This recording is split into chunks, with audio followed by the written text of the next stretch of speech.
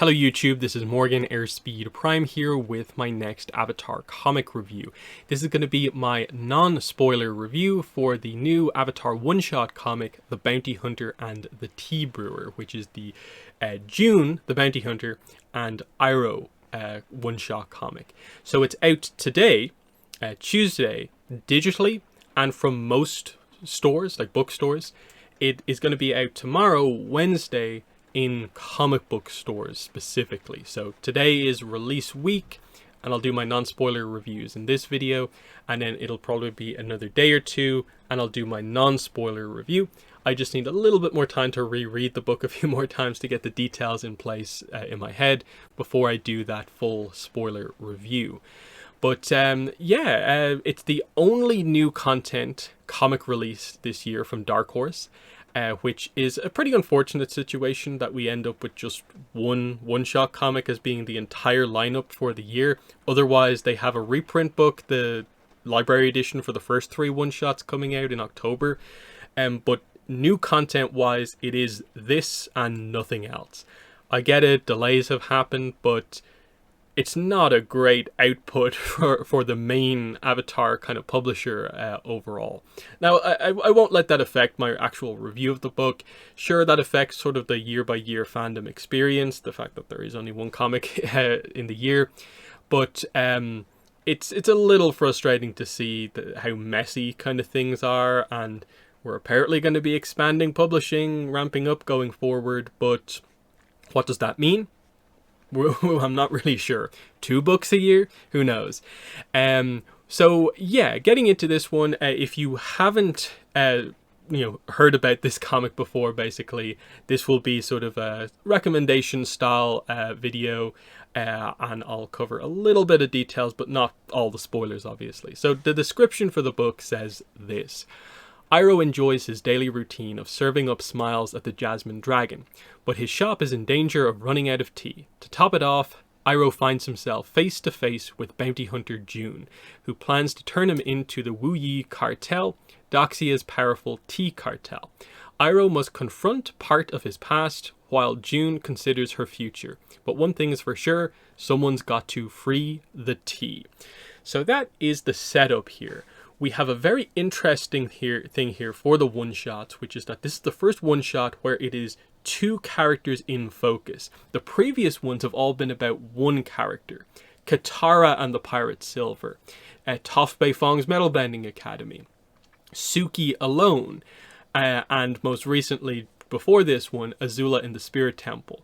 There's been other characters in those books, but in terms of focus, only one character and one of the main characters. Here it's Iroh as our kind of main character representative, but the book is, I would say, more about and surrounds June more than anything.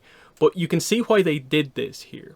If they just announced a June one-shot with no other main character mentioned, I'm not sure how well that would do to a more casual audience in terms of trying to get good sales on the book from general Avatar fans.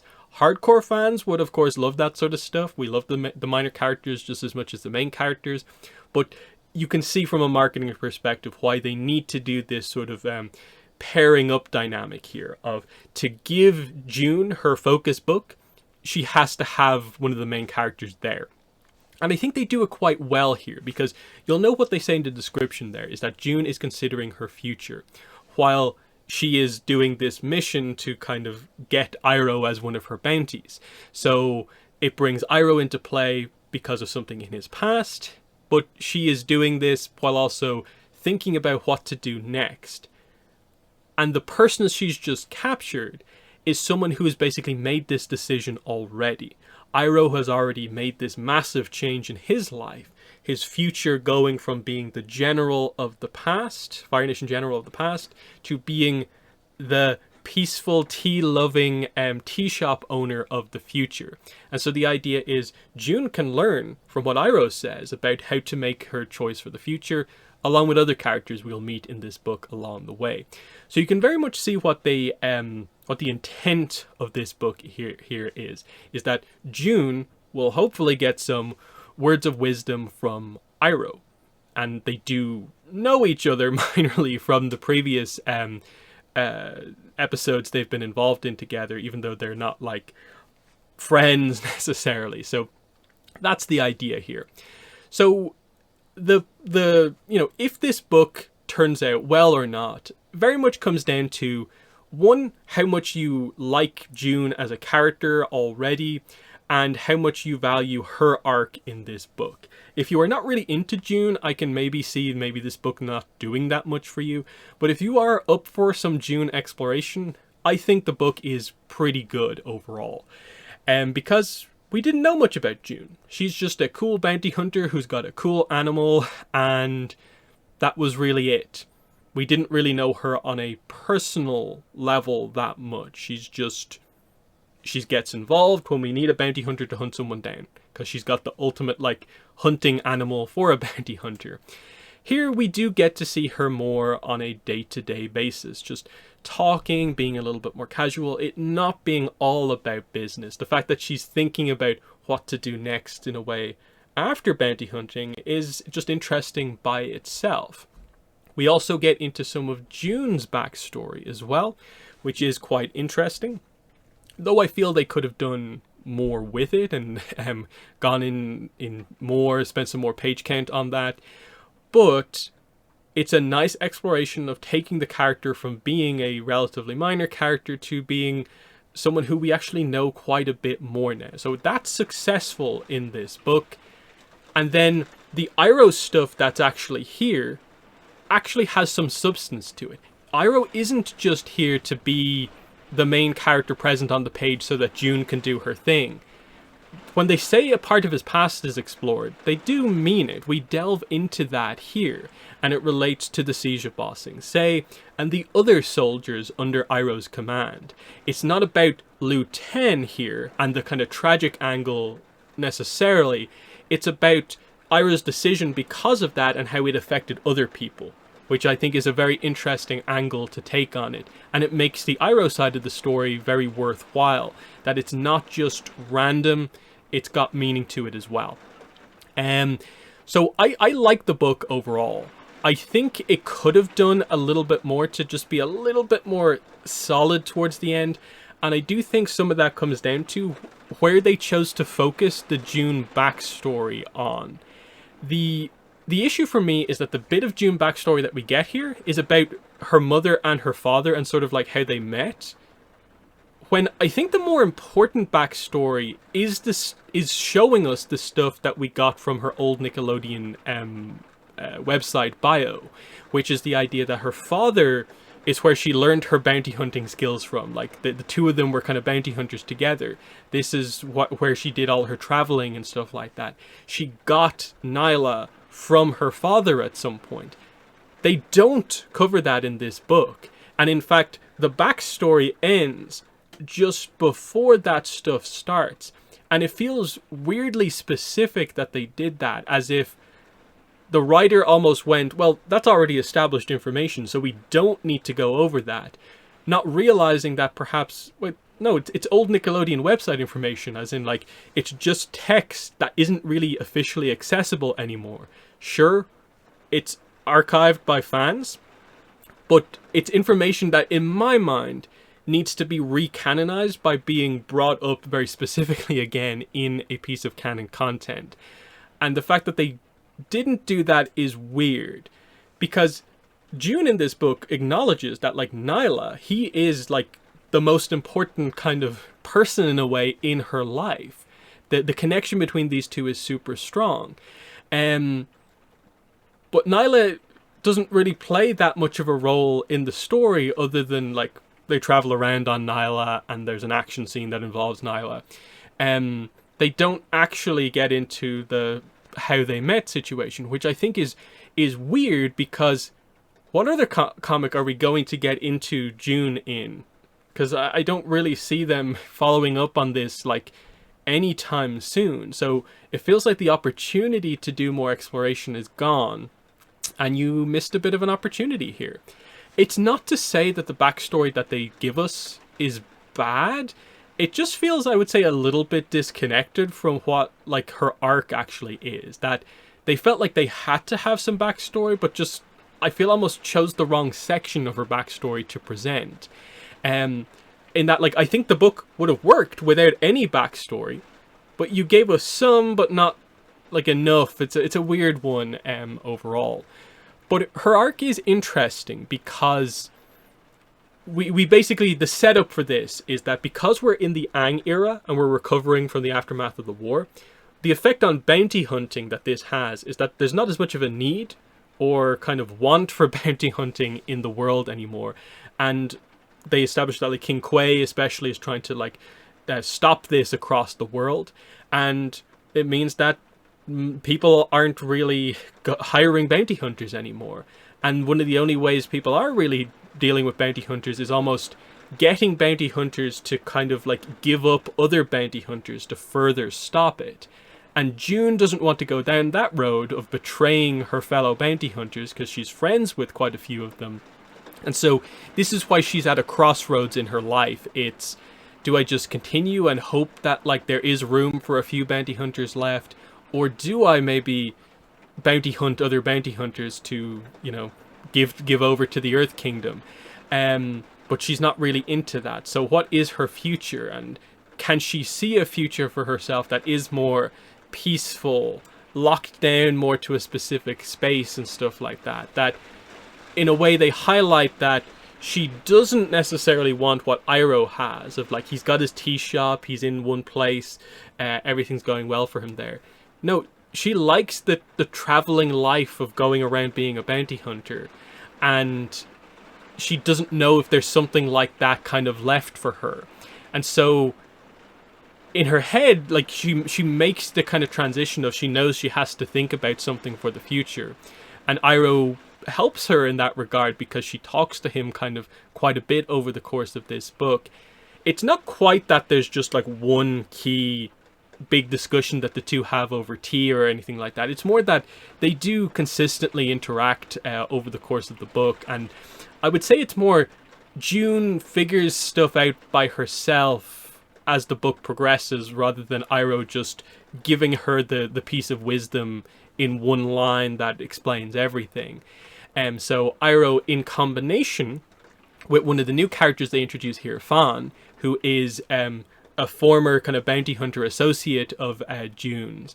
And she is a bounty hunter who has transitioned from being a bounty hunter to having a new role in life. And June is a bit shocked by this, but also sees some of the value in it. And so she gets advice from Iroh, she gets advice from Fan, and kind of, you know, from there, we see her kind of make her decision.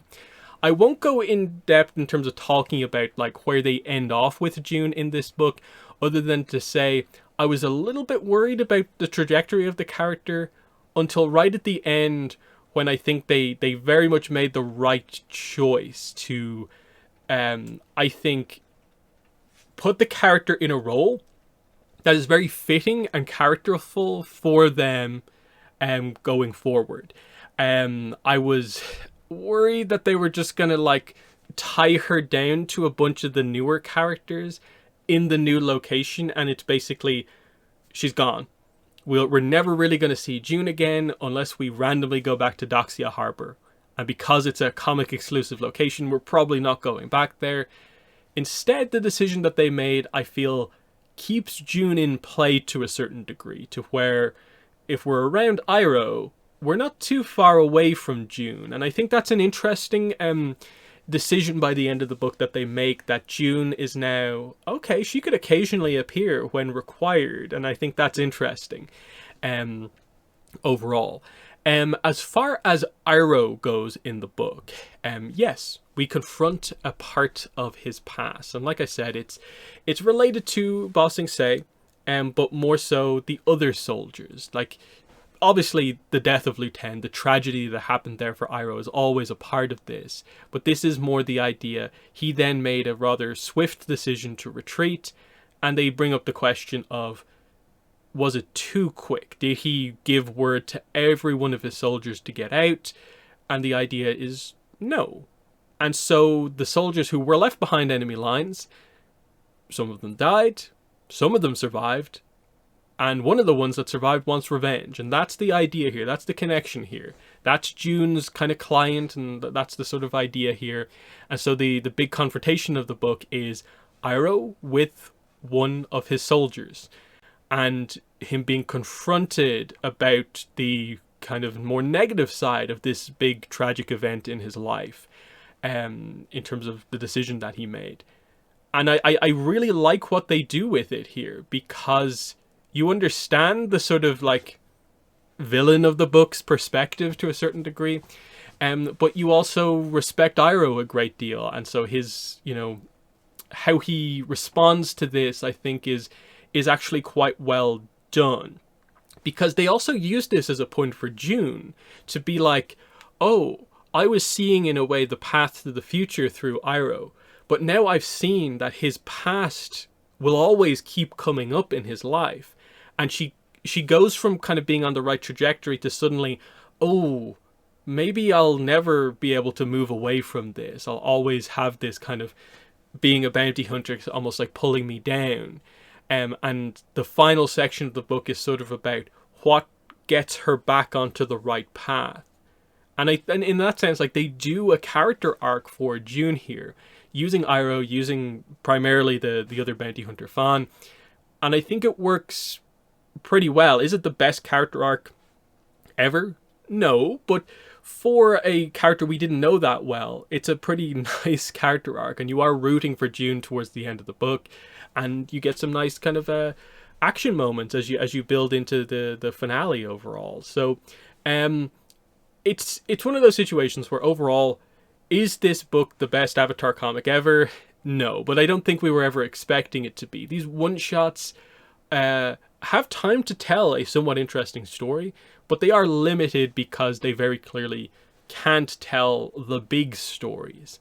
But this blend of pairing up a minor character we know very little about with a main character where we actually have something kind of small but interesting to say about them is a good kind of idea for stories going forward. So it's successful, and for the limitation of these comics, I think they did quite well with it, in that I'm interested, I'm eager to get into the more spoiler discussion to discuss the full character arc for June, how Iroh handles kind of confronting his past, and the dynamic that we go through in the book. It's pretty well done. The final thing I'll say is just, because someone will probably ask, do they address the sort of controversy that there's sort of been surrounding the idea of, like, why are we doing these two characters paired up, given that their interaction in the debut episode for June is a bit of a weird one, where, like, Iroh has, like, a crush on June and they play up that dynamic, like, it's a bit, like, odd. They address it here, and they very much go for the idea of, okay, here's like 2 panels for Iroh to kind of like apologize to June for how he kind of acted when they first met. And we just, in like kind of 2 speech bubbles, quickly get past it and acknowledge it. It very much to me read as kind of apologies, you know, this was something that was kind of okay in 2005, but we understand it's 2024 and this sort of thing isn't really cool anymore. So I'm going to apologize for this and move past it. That's very much the way it read. I'm glad they didn't make a bigger fuss out of it, and quite quickly did move past it to just allow the characters to kind of go on. That it ultimately was just a weird comedy bit that they did that isn't really a cool thing to do anymore, and they kept it like that. It's not a giant thing that defines their relationship, but I guess you had to acknowledge it. So I'm glad they did, and it helped it to work a lot better going forward, so that June could get to a stage where, like, she is kind of trusting of Iroh, because they actually begin to get on at a certain point. So they're my thoughts on the Bounty Hunter and the Tea Brewer, non-spoilers. Like I said, spoiler review in about a day or two, when I get around to reading it a few more times, and I'll also do like a spoiler live stream, probably not this weekend, but next weekend. But yeah, they're my initial thoughts. In the comments, let me know what your thoughts are, but that's been the video. Thanks for watching, and bye.